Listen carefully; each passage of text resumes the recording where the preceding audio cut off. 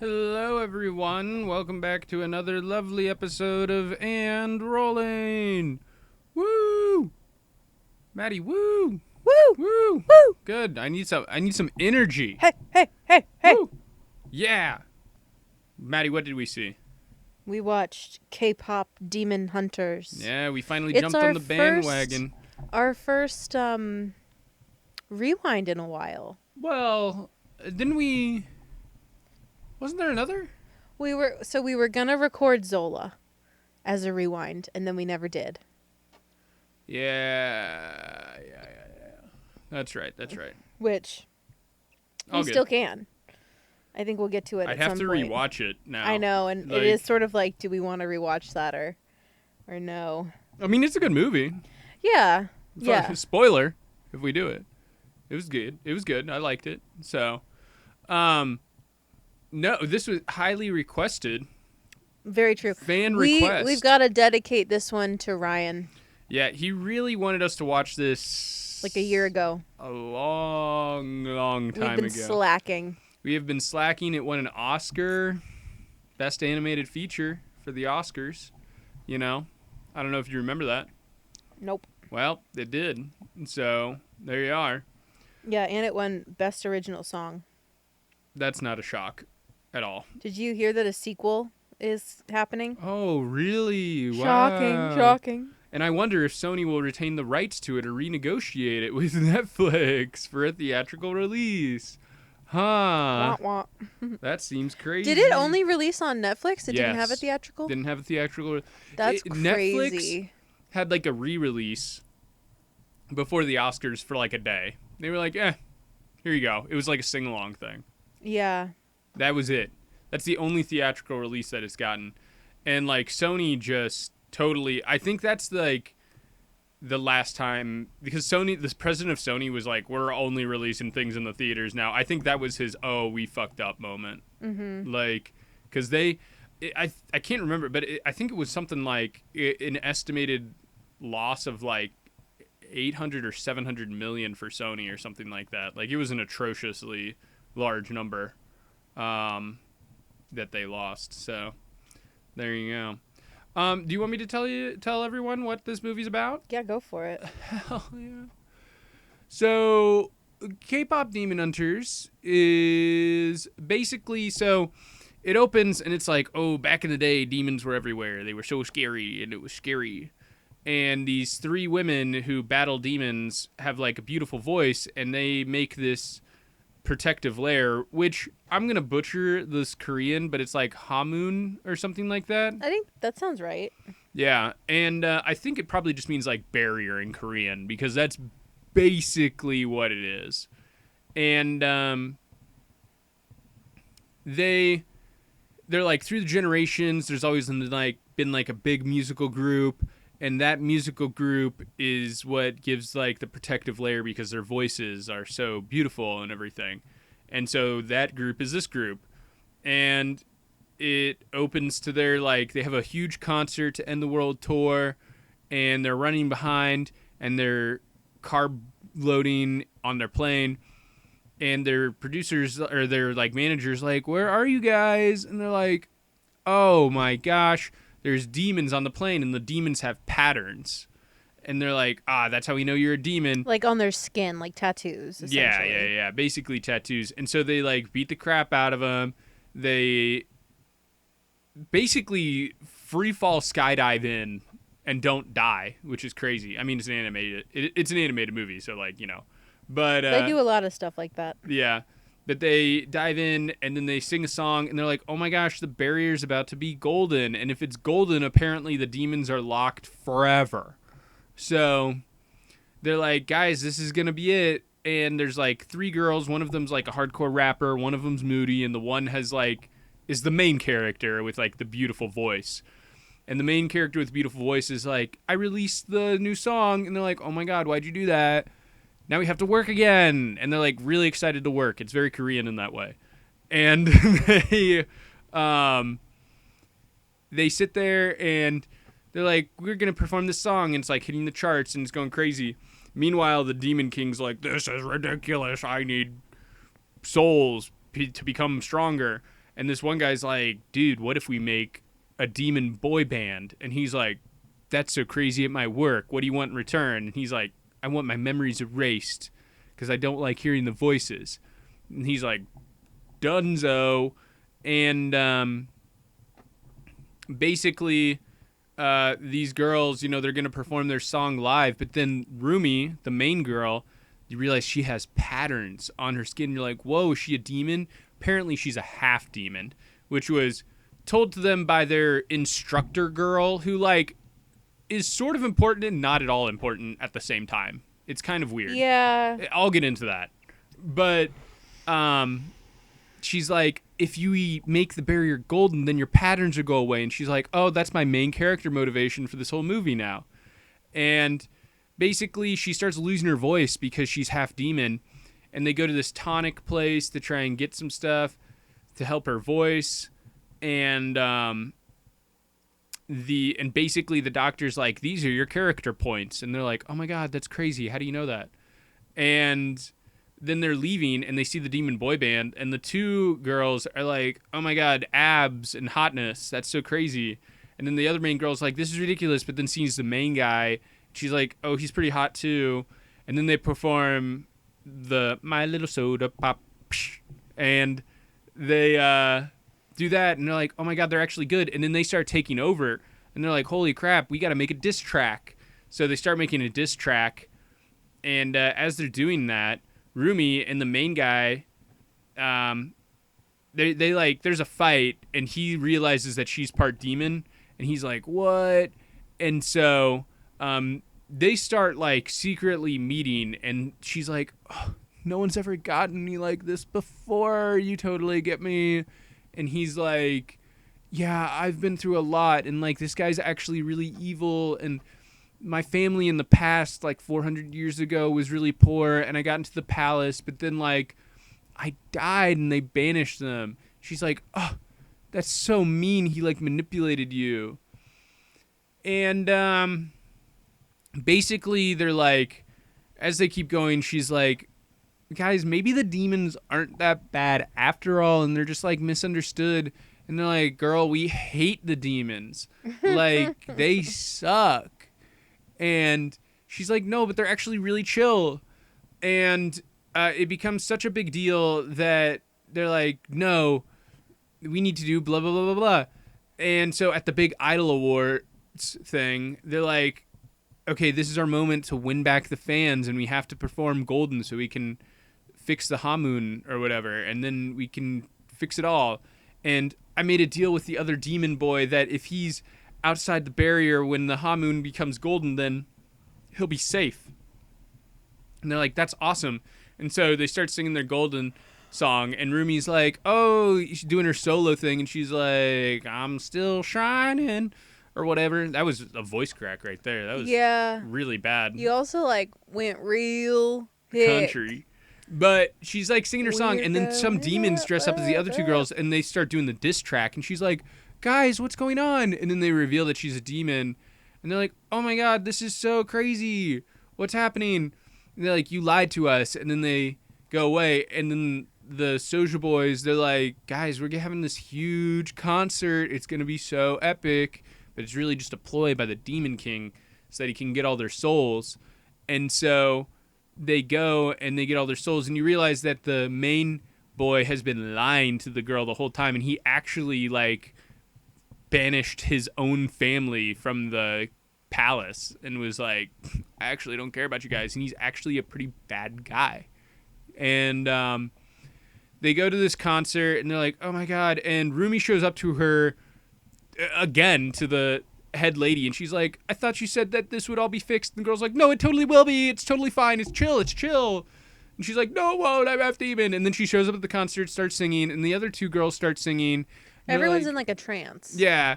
And they're like, blah, blah, blah, blah, blah. This is our song. And everyone at the concert is like, wait, maybe I do like the Huntrix girls again. And the Demon King's like, this is ridiculous. And he goes to like shoot his like mega demon blast at the girl. And that's the sequel, actually. Mega demon blast. And the one guy, the main guy, he sacrifices himself, and he's like, I'm actually. He's literally the soldier meme. Yeah. Of the kids. Yeah. No, he sleeping, and then literally the is. Soldiers He like so taking is. all the. Yeah. And he's like, guys, like I sacrificed myself, and then the girls are like, oh, we totally did it, and they do the thing, and then they fix the Hamun, and they're like, we're gonna build a new one. And then they're like, this is the comeback tour. We did R&R for like a day. And they're like, actually, let's get back to work because they're Korean.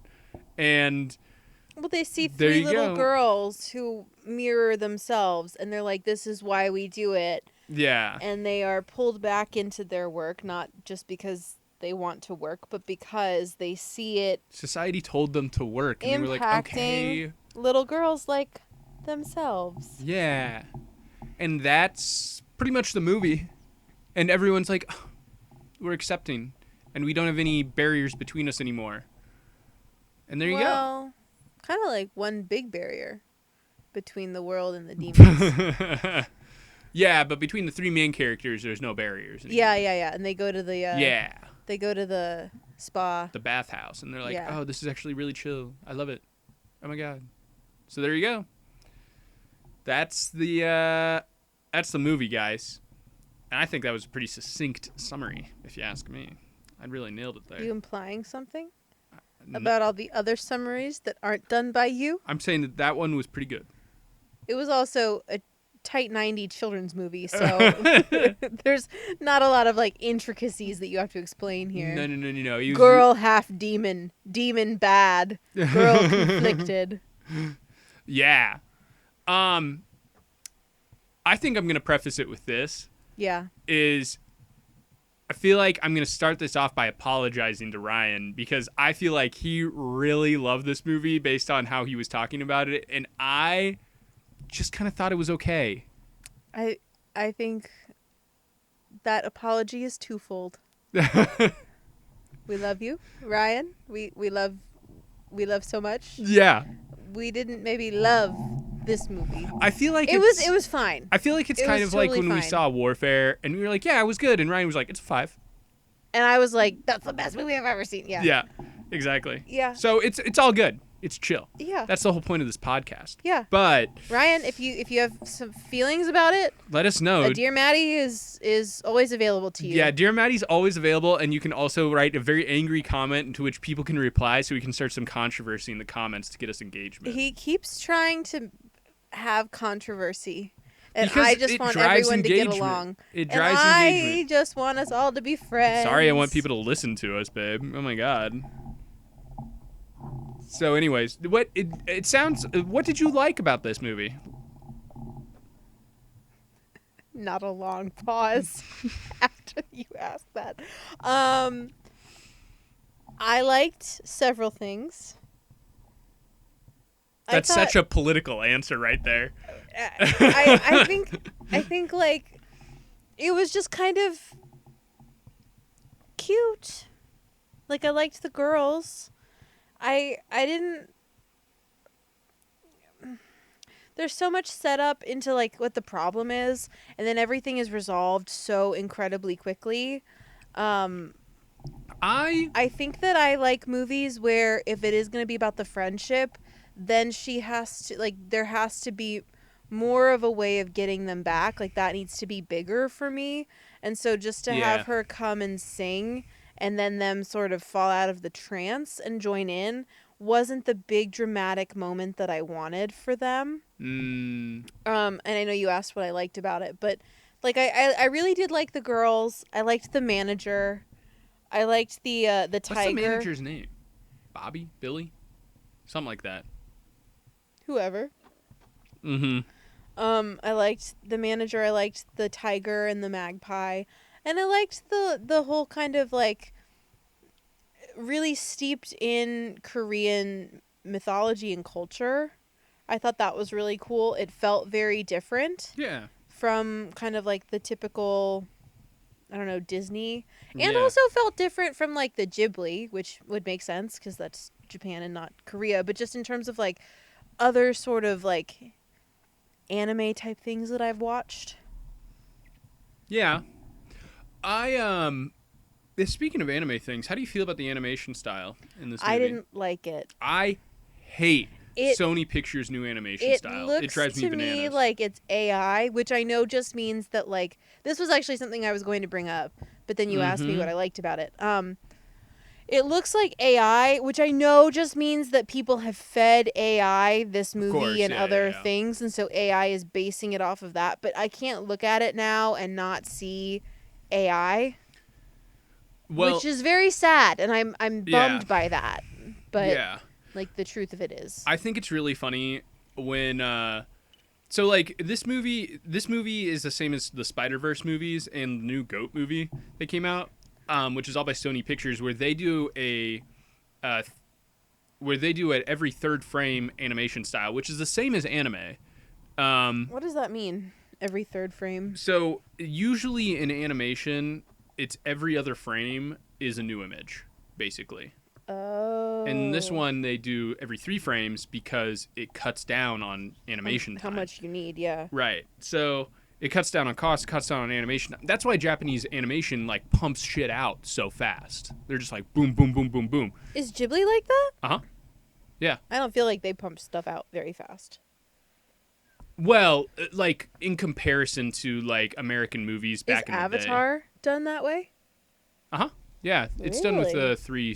3 frames a second. But it's also a 2D, it's a different style. Like Yeah. this is the thing is I don't think that all of Sony's animation is consistently a third frame animation style, which drives me a little bonkers because so like you can especially see it during the songs because the songs are like rhythmic. Yeah. And I like it felt sped up during the songs because I think they had to do the 2 frames animation style That makes because it's like 4 beats. So like if you do thirds, it feels weird with when they need to hit beats and stuff like that. Right. And so it was really strange, and those parts felt way more smooth in my opinion. Like, and that's part of my issues with anime a lot of the time. Actually, is it doesn't feel smooth, and like Western style animation feels more smooth. It really bothers me. It really, really bothered me. Something about Sony, especially in the way that they do it. It's like, I feel like sometimes it's every third frame. Sometimes they hold things longer. It's weird. I don't like it. I thought it was cute, kind of, and then I was like, okay, we're overdoing it. When the girls see the guys and like popcorn comes out of their eyes Oh, and like yeah. I didn't love that. It was, but again, like, I felt like this really did feel like a kid's movie. I think there's Yeah. a world in which this gets made into like an adult or a YA like TV show instead of a Yeah. children's movie, but it went the children's movie route and like everything it did there wasn't how to put this. It wasn't like a Shrek where you could watch it as an adult and be equally entertained. Yeah, as you were as a I kid. think people would disagree with you on that, but I agree with you on that. You can disagree with me, but that was my take of like, Yeah. yeah, if I were a 5-year-old or like a 12-year-old, maybe I'd go crazy over this. Oh, I mean, And also, if I were a big K-pop fan, and the truth is, I'm just like kind of tangentially aware of K-pop. Probably the most like K-poppy thing about me is I really like EXO Kitty, and that's more of a like there's not much K-pop in that. It's just No. a K-drama. yeah. And it's like a very light one as well. Yeah. So very Americanized. So it's just sort of like I was thinking the same thing when you said that. this isn't exactly my jam, but I didn't hate it. It just like didn't blow my socks off. Yeah. I generally agree with you on that. I think I probably liked it a little bit more than you. I liked the plot twists and stuff, and I feel like I was going to say this. I feel like this movie was supposed to be more complicated. Yes, it just felt very simple. Shockingly so, because it sets up so many complicated subplots. Yeah, and then everything is just sort of like, and then it's done. Yeah. Oh. Well, like, I think that was maybe part of what I wanted more of. yeah, like I thought there was going to be more of a backstory with like Rumi's mom and how she was part of the group and how she fell in love with the demon. I was so confused about how Rumi exists. Yes. Explain that to me. I know. I'm so curious about that, and like Maybe they'll cover that in the sequel. That would be like answering a question like that would have been more interesting to me. Right. Well, and that's where like their mentor lady, I'm like I feel like originally in the script was supposed to play a much bigger role, and then she's like not really there, and then's like, no, I promise it's gonna be totally chill, and I'm like, who are you? I'm You're like, not even part of the story. Why aren't you on tour with them? Why aren't you the manager? She's not in the story at all. You could cut her out and it wouldn't have made a difference, in my opinion. No, I agree. Yeah, like Rumi would have gone through the same struggles. She would have had the same things, like, and she would have had a whole thing where she would have been like, "Why am I like this?" Like looking in the mirror, and it would have been the same thing as if she was talking to the mentor person. It was the premise of this was very Buffy, which I found very fun. I guess what kind of I think if you're gonna do a Buffy essentially of like in every generation there is a Slayer, but you're gonna have it be 3 girls, it felt a little unequal. I agree. I was shocked at how main character Rumi was. Like I knew that she was like the golden girl or whatever, but I was like, okay. And also like the other 2 girls are like, Rumi, we need you all the time, and I'm like, why is Rumi so powerful? What's going on? And I feel like that would have been explained with the half-demon subplot, but they don't explain it. So I'm like, okay, cool. Right, like that would have been, I don't know, another interesting message of like... girlhood or whatever? Is no, that what you're but saying? just like variety and diversity being a strength instead of like everything being homogenous. Yeah, and like... It kind of touches on that, but then there's like this very obvious point that it never fully gets to make. Yeah, and it does, when you were like, it feels like a kid's movie, I do feel like it's a kid's movie when they're like, guys, like, it's okay to be different. And I'm like, it's classic. also a kid's movie like, in that, like, it doesn't expect you to have any questions, in my opinion. It kind of like with the mom and the dad, and like, I needed a little bit more of Genu, and like, so what's he been doing this whole time? How did he get the idea to like become a K-pop star? Like, do you know what I mean? And like, who is the fiery voice? Why is he disembodied? Yeah, why is he disembodied? I have questions, and I feel like it's just sort of like, okay, a child audience is just gonna roll with it and ask nothing. I feel like another 10, 15 minutes could have done this movie a world of help. Well, in my opinion. when we watched this, I fell asleep, and I thought I had another like 20 minutes to go. To be fair, she didn't fall asleep because she thought it was that boring. She fell asleep because she was exhausted from a week of work, just so that everyone's offended. No, I didn't fall asleep because of the movie. The movie actually did a great job of keeping me up when I was like dead on my feet. But towards the end, I just to give you an idea, I went to bed and fell asleep without having done Wordle or Duolingo. So crazy night. And if anyone knows Maddie, that is a scary, scary day. Crazy night for me. I woke up and I was like, God damn it, no.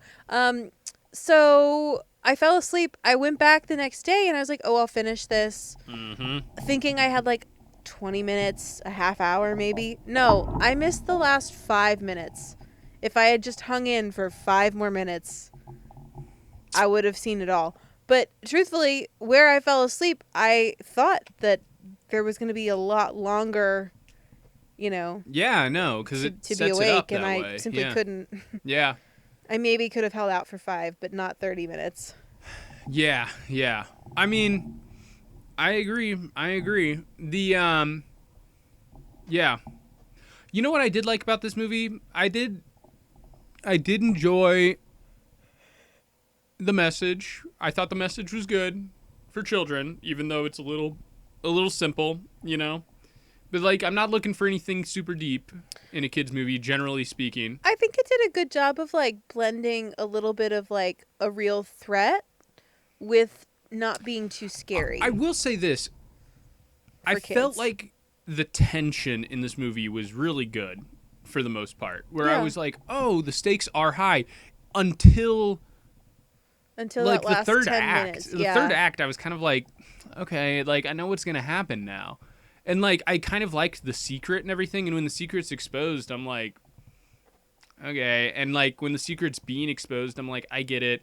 And like Rumi's like, oh my god, oh my god. And I'm like, girl, these are just demons. Like you don't I know you don't get it, but like I get it, and as an audience member, I'm kind of like okay.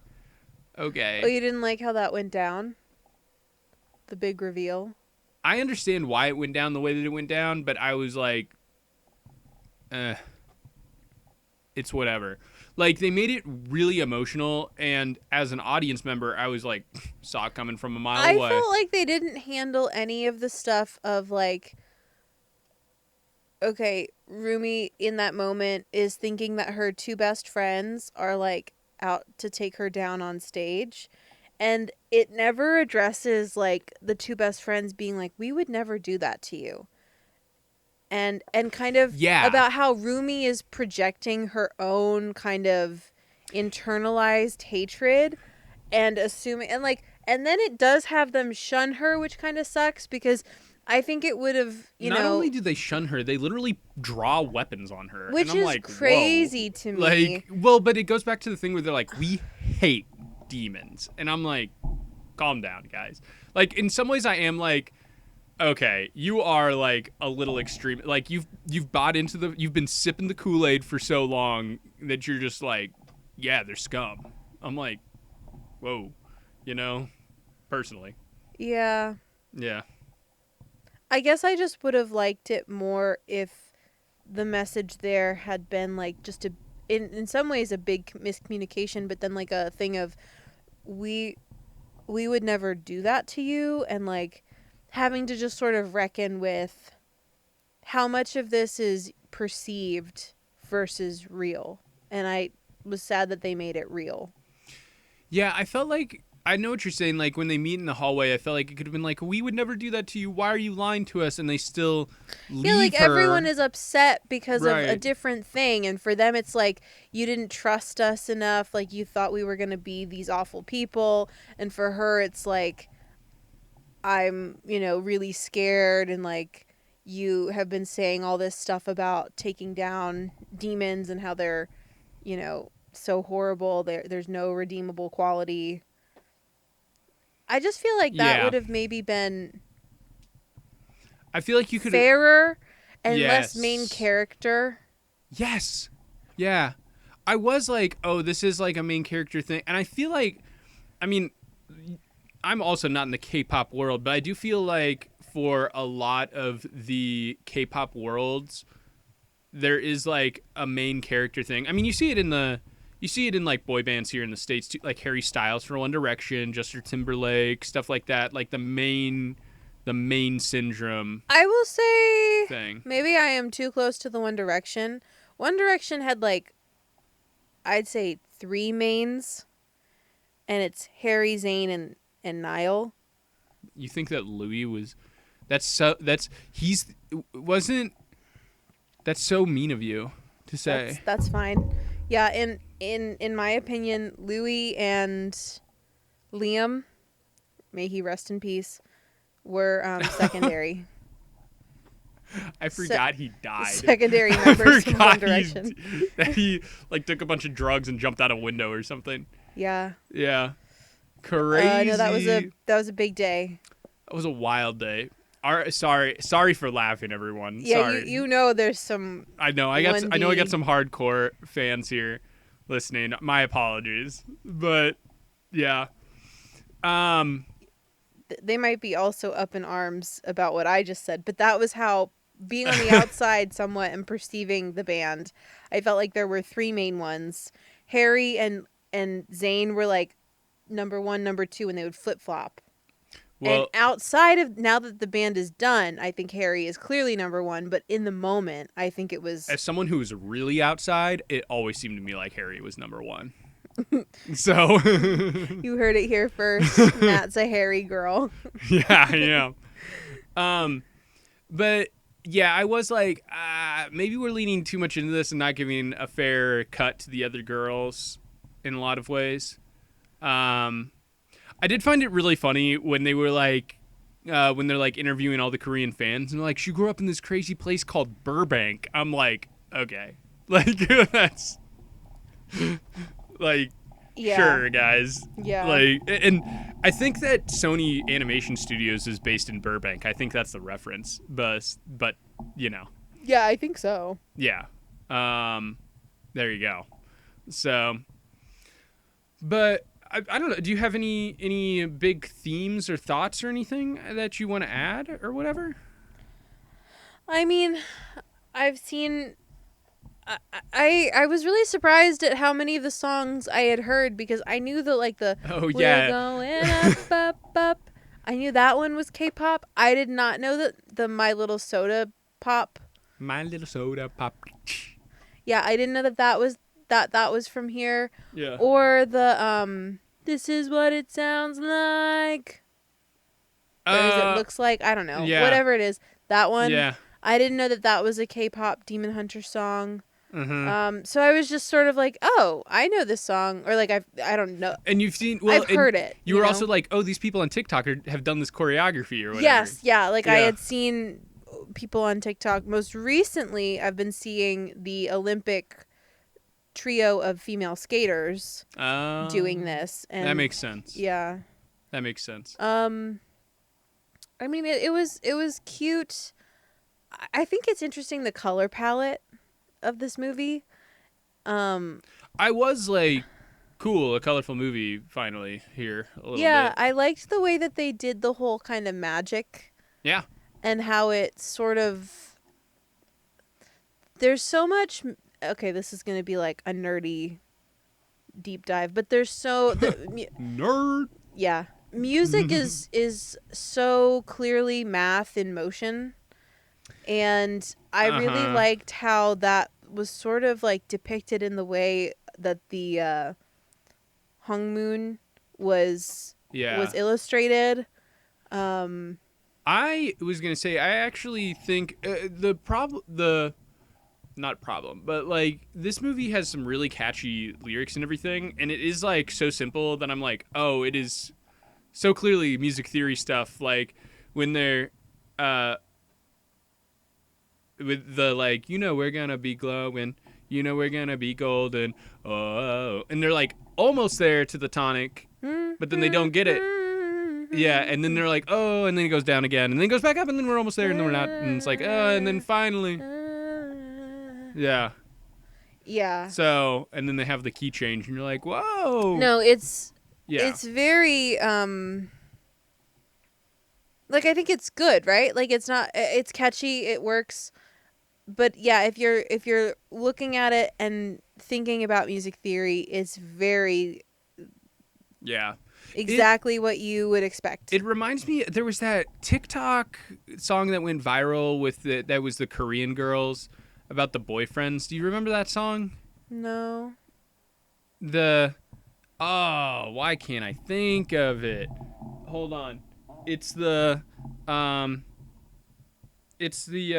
once you hear it, you'll be like, oh yeah, it's that one. No. Hold on. I'll find it. The Cupid one. The Cupid song. That's what it is.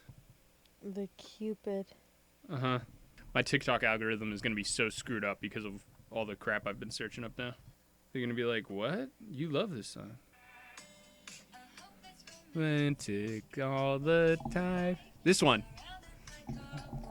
All the time.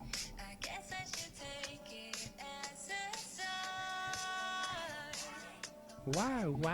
Lonely. Could hold me when I'm crying in my room. I wanted More.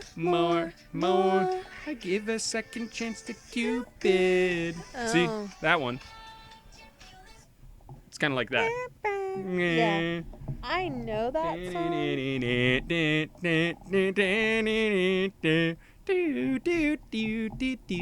That one. Yeah. Yeah. Yeah. That song. Yeah. It kind of reminds me of that. I get it. Yeah, which makes sense because it's a K-pop song. So I was gonna say I also going to the color palette part. We kind of moved on before I could. Yeah, make sorry. the point that I was trying to make. Keep going. there's like a specific sort of like pink, purple, teal Yeah. that is very, it seems very of the cultural moment right now of like Korea Yeah. or kind of like high-tech Dude, Asia. they were showing it and I was like, that's Seoul. Yeah. Like Yeah, and I just think that it's interesting that those like 3 or 4 colors together are so I don't know, emblematic of this very specific futuristic place. Yeah. And I just thought it was cool and like something that I noticed that was really replicated in a lot of different ways in this movie was like using those colors. I agree. I like it. I liked it. Yeah. Do you want to rate it? And then I think we're going to have more discussion after that, after we rate it, I feel. Because I have some questions, some follow-up questions probably based on what we say. So, Okay. do you want me to go I'm first? Thinking, I guess. I would rate it a 7, probably. That's crazy. That's what I was thinking. I'm I'm shocked between a that 6 you're and a that 7. high. I'm shocked well, that you're a 7. I thought you were going to do a 5. I had thought earlier today about whether I would think it was a 5. So maybe I'll go 6 because that's kind of, I was between a 5 and a 7. Uh-huh. Because like for me it was lower, but then I appreciate that for what it was going for, it was really well done. You know what I mean? Like Yeah. for a Yeah. children's movie, certainly one of the good ones. Yeah. What did you rank Hoppers? You said a 7 for that, right? There's no way I said a 7 for Hoppers. I think you said 6. And I said 8. I was going to ask, did you like this movie or Hoppers more? This movie. See, I liked Hoppers more. So Yeah, I'm sure you did. I liked this movie more than Hoppers. well, I'm like, the thing that blows my mind is I'm like, I felt like Hoppers was a better movie, personally, and No. sure, whatever. That's a lie, but I'll let it slide. I'm not lying. I, You might think I'm wrong, but I'm not lying. you're so wrong. You're so wrong.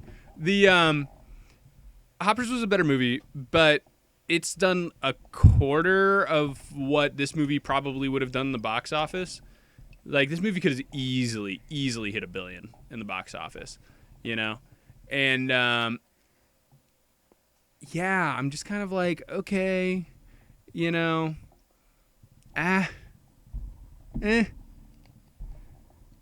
it wasn't.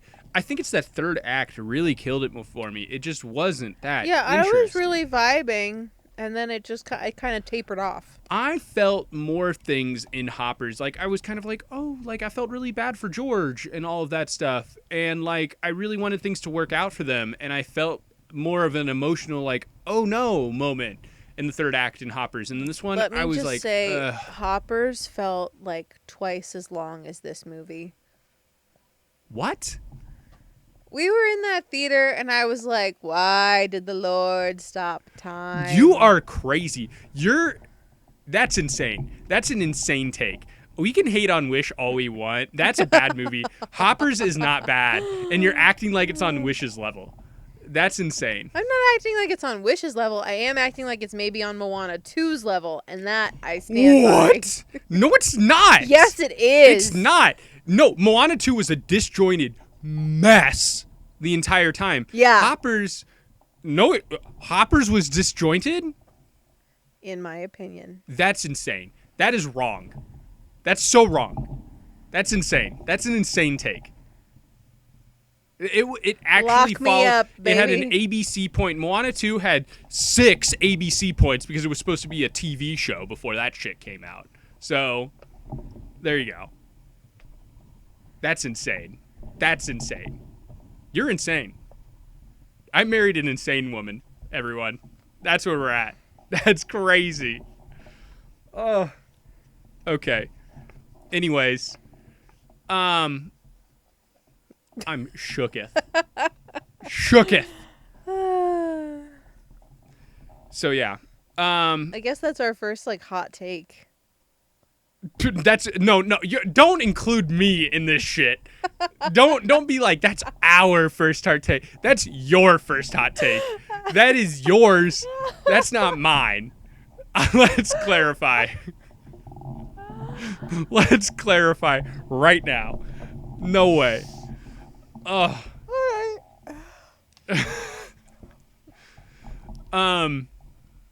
That's why people listen. Yeah, I guess. Wow. You said you wanted controversy. Yeah, I did. I just didn't realize it would be such an asinine comment. Oh my god. Anyways,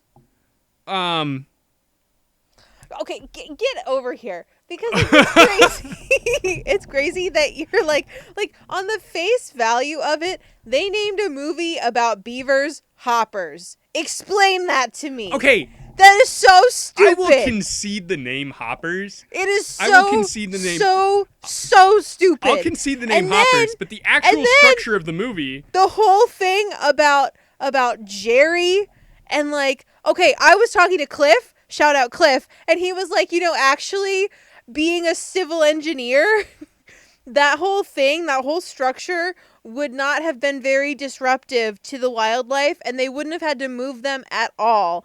And this whole plot, It's actually really Cliff, true. because Cliff saw the movie as well, and Yeah. he was like, yeah, it kind of it made no sense. Because it was really high up in the air. It was really high up, and actually it was Yeah. more disruptive to like build around than it was to just do what they were going to do, and it wouldn't have taken very long, and everyone would have been okay. And so this whole plot point, the whole premise was just bullshit, essentially. Well, and like making makes making a sense. mountain out of a molehill. And then they have the audacity to call it Hoppers, and it's about fucking beavers. To be fair, the structure part makes a lot of sense. Yes. Yeah. That's true. And the whole like, oh, my dead grandma. Girl, we all have dead grandmas. Every single person alive has a dead grandma. And if you don't yet, you will. Well, listen Build here. some emotional connection before you pull the dead grandma card. In K-pop, I didn't care at all that your grandma I don't care that you broke your elbow.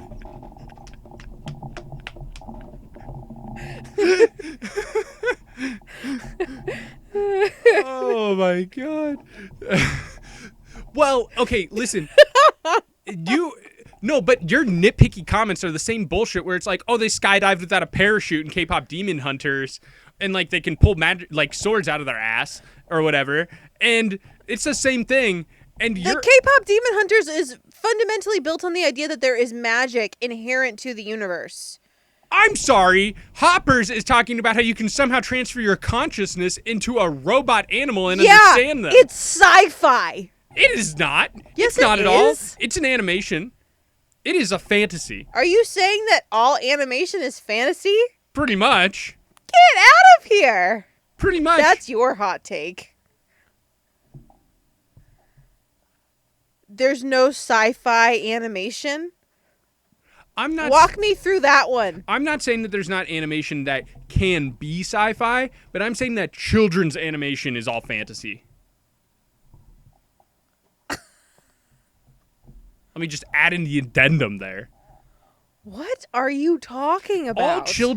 All children's animation is based off the premise that it's all kind of make-believe and magical, and like there are some like adult like animation that's like very serious. Walk me through that with the Prince of Egypt. What do you mean? What do you mean? What do I mean? You're the religious one here. Oh, I'm sorry. If you truly believe that the Book of Exodus is a historical document, you're a fucking idiot. I'll say that right now. Like, I'm not going to sit here and be like, oh, blah, blah, blah, blah, blah. Actually, the entire Torah is make-believe. Let's be real. But I'm not sure where you're thinking that like that has to equate to fantasy. That's like it's like a world building mythology, but that's not the same thing as just outright fantasy. And I'm not really sure where you're thinking that sure. that I will. Yes, what you're saying is true. So it's not. It's a make-believe world. It's a make-believe world, and the make-believe premise in Hoppers is the same as the make-believe stuff in K-pop Demon Hunters. Is what I'm saying. There. How's that? I fundamentally can't agree with you that the idea that like science fiction can't be done in animation for children. There's sci-fi elements.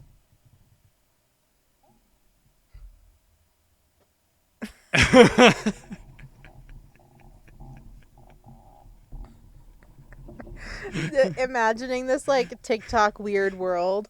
You know, like, do you remember those TikToks where it was like, you have 700 more words left, and when you get to the end, you die? And it's like, Oh yeah. imagining one of those skits where it's like, you've turned 18, you can now access science fiction. You're no longer a child. That's really funny. That's really funny. That's good. Yeah. Anyways, that's my take. So We're full of hot takes today. I guess I am full of hot takes. I'm just, yeah. Anyways. Oh. So I hope, maybe Sophie will listen to this one because she watched the movie. That'll be exciting. I can't wait to hear her thoughts, actually. Aren't you excited for that?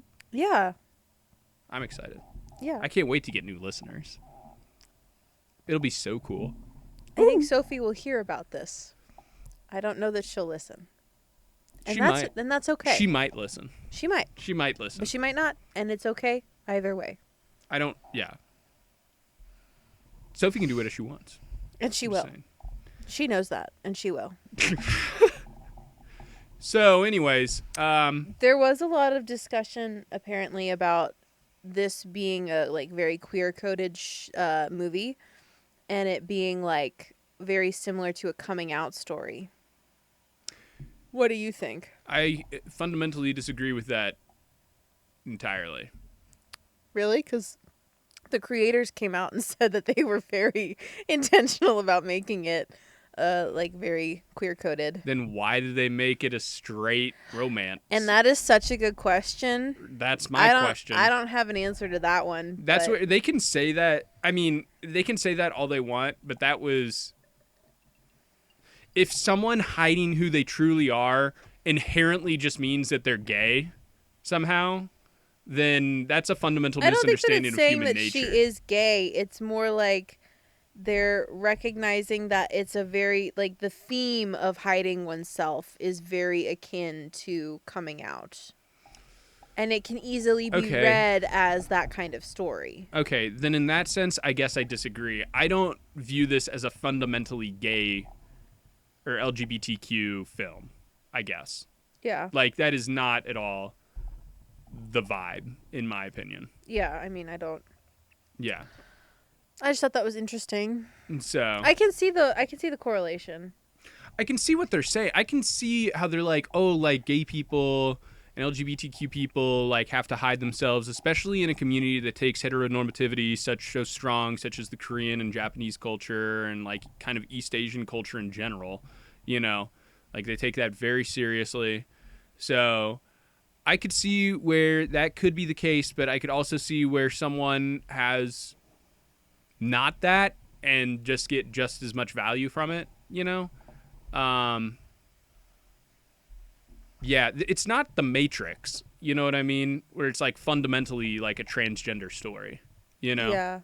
That's my take on it, personally. Like, it's not like, oh, there's now this reality sort of a thing that you didn't understand or anything like that. And also, like, if it was, I'm just trying to it's not any other gay media, really. Like, if in that case, then any story about someone being like, I don't feel like I can be myself, then that means that it's like fundamentally an LGBTQ story, and I kind of disagree with that. I mean, take. I think it's kind of similar to Mulan in a lot of sense. Yeah. Of like the whole song of like reflection being so accessible. Right. If you're going through that it kind of takes on a life of its own. You know what? And part of your world being inherently Right. because what is it? Howard Howard Shore. no. Howard Ashman. Yeah. Yeah, couldn't think of it. Thank you. No, not Howard Shore. I couldn't remember the name, girl. It's Alan Menken and Howard Ashman. Yes. I always get their first names confused. Yeah. But you know, him writing both Ariel and wanting to be part of your world, and then also Beauty and the Beast as like very queer coded, going through the AIDS epidemic through in some ways through the lens of a queer creator. Right. I mean, I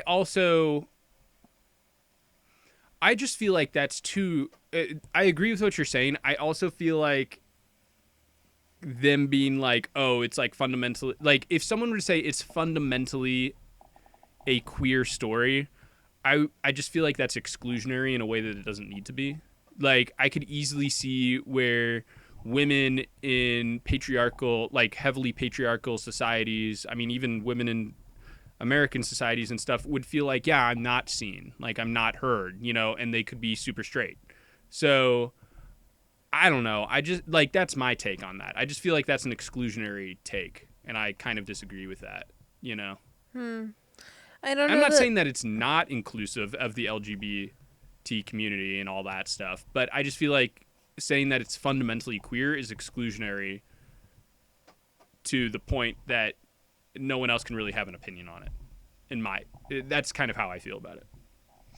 Yeah, I mean, I think that it's easy for us to like talk about, but Sure. we haven't really had to like go through a very public like coming out process. So I don't know that we'll ever really know what that feels like either. I agree with you, and I hear what you're saying. So just to put that in Yeah. as well and say like, I think it's easy for us to have opinions, and I think, you know, to say, oh, we don't see this or we see it in other ways, but if that's your lived experience, it might just come across very differently. Yeah. Kind of in some ways, like this is sort of similar to going back to the drama, where there's that scene where Misha like and Robert Pattinson, and I thought that she was kind of like dissociating, and I clocked what I thought because I've seen similar situations. Mm-hmm. But then people who like weren't always so close to that, like you didn't. Yeah, I didn't clock it. Yeah. Yeah, and you weren't like doing that kind of like advocacy. Right. In the same way. So I think it's just sort of like if you're in that space, you might clock those things more effectively than others. Yeah. I hear what you're saying. I think that both statements have truth to them, honestly. Like both quote unquote takes or whatever. I think that there's a deeper conversation to be had. I think it's also fair to say that like we come from a generation like where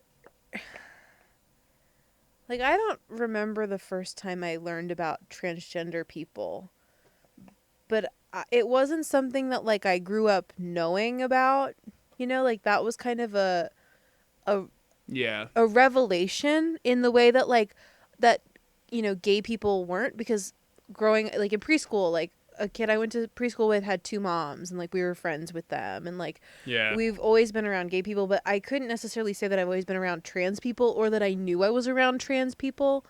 And so for us, when we think coming out, I think it's a very like 2015, like gay marriage is legalized, you know, Obamacare coming out means that you're coming out as gay. But I think today it can mean coming out as gender nonconforming, coming out as trans. And that isn't negated by the fact that she's with, or that she has a thing clearly with that guy. Coming out can be more gender and not sexuality. Yeah, I mean, I agree with you. I mean, I also just think that it's I think that what you're saying about it like being the times is so accurate, because when I was like, oh, women in like super patriarchal societies, like I could see how this could also be like a like women's rights movement thing, where it's like I'm coming out in support of, you know, the ability to be myself and not having to be defined by what a man is saying and things like that. Like I see the same things. Well, and it's but I yeah. Well, I think of like with Sinners coming out somewhat recently and the whole conversation being brought Yeah. up again about like white passing people at the turn of the century and into like the middle of the century. Um, I read it as like also very racial, and this idea Yeah. of being biracial and accepting yourself and being accepted by others. Right. So That's what I mean there when are I'm several different ways of interpreting it, but I right. think it's interesting that from a creative standpoint, Mm-hmm. their whole, not shtick, but their whole like lens that they attacked it from Yeah, that's a good way of was putting it. Yeah. through a lens of like LGBTQ coming out, which can mean sexual, can mean gender. You know, it's. Yeah. Yeah. I mean, I see what you're saying. I see what you're saying. Like, I think we're Yeah. saying, you know, similar things. I think you, on the whole, tend to be more definitive in your statements. I think I tend to have that more of the, like, academic, I would argue, Yeah. kind of framing. Yeah. Because. It's very such a philosopher take of me to have a definitive statement and have to argue for it or whatever. You know what I mean? Yeah, Yeah. I think I've also coming from, like, being a white woman in, like, gender theory and Yeah. women's issues, like, I know that I'm going to be wrong and I'm going to learn from these conversations. And so I don't take a Right. super hard stance because, like, I probably am not seeing where my biases are coming into play, and I'm going to hear about it when we have these dialogues. And I'm not opposed to changing my mind. I don't think you are. Yeah. I just think that I tend to leave room to be changed even when I'm saying the, like, statement. Mm. And you are more definitive in your statements. Yeah, I would agree with that. Yeah, like a why am I wrong sort of a thing, and you have to make an argument on my end. I agree with that. I think it also depends, like, for me, like, I saw the movie and I was like, what are you talking about? Like, that was kind of my take. Whereas if it was something that I, like, hadn't heard before, I'd be like, well, tell me, like, what's going on, you know? But, like, Yeah. I think that's kind of the thing. And, like, I see, like, I think that what you're saying with, like, The Little Mermaid and stuff like that is true.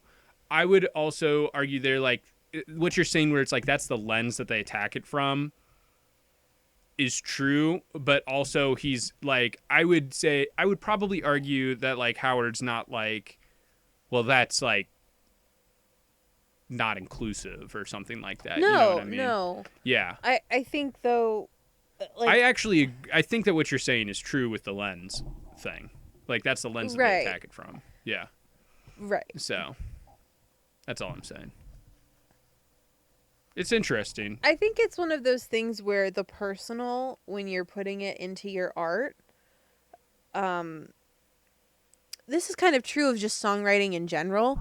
So when you think about, like, what makes Taylor Swift a really good songwriter, she, in some of her best songs, she's writing about things that, like, maybe I haven't experienced, but it evokes something in me and I connect it to my own experience. Yeah, that's very true. Like, it's actually, when you're writing a song, you don't want it to be super generic. Like, if I were to say, like, we fell in love when I was in my 20s, like, that's not as specific as being like, on a Tuesday night we fell in love over, you know, golden apple french fries, like that, and that paints a picture, and then you're suddenly, like, kind of half seeing yourself and then also half thinking about your own experiences, and it's more evocative.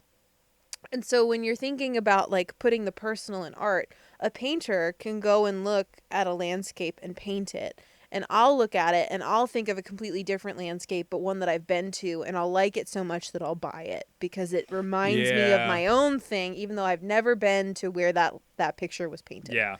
Yeah. And I think that this is kind of the point of putting the personal in art. And so even as like, you know, Howard is not a mermaid. He does not want to be among humans. Hold, time out. Yeah, What? right? That song is so perfect for Ariel, and then also has been read as like his own thing of being queer in a time where that wasn't as accepted at all. And also facing just like a big health crisis that was targeting his community. Did he die from AIDS? Yes. That's what I thought. Before Sleeping Beauty aired. Or not, excuse me, before Beauty and the Beast. Yeah. He saw like a rough version of it. Did he see the one that like premiered in Toronto or whatever? I think so, where like it's still not fully animated and everything. Yeah. I think that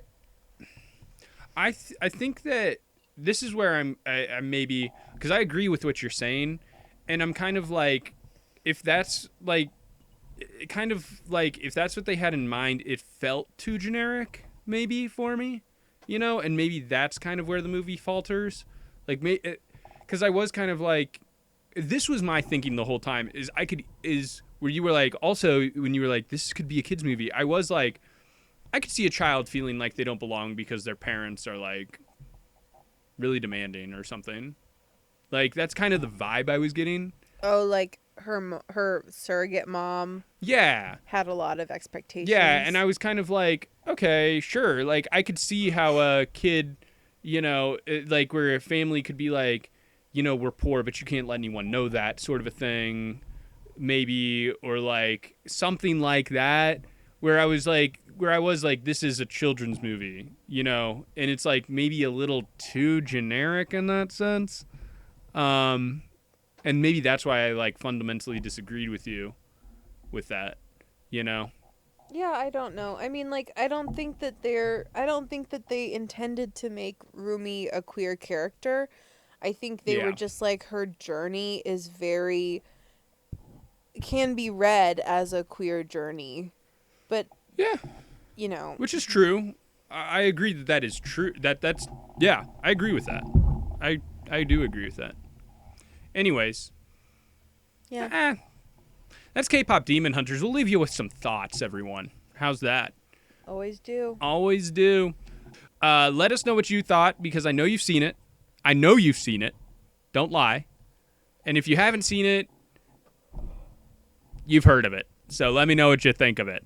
And that's it. Write us a Dear Maddie. Write us some comments. Share, or we will slay you like some demons. And that's all. Love you. Bye. Bye.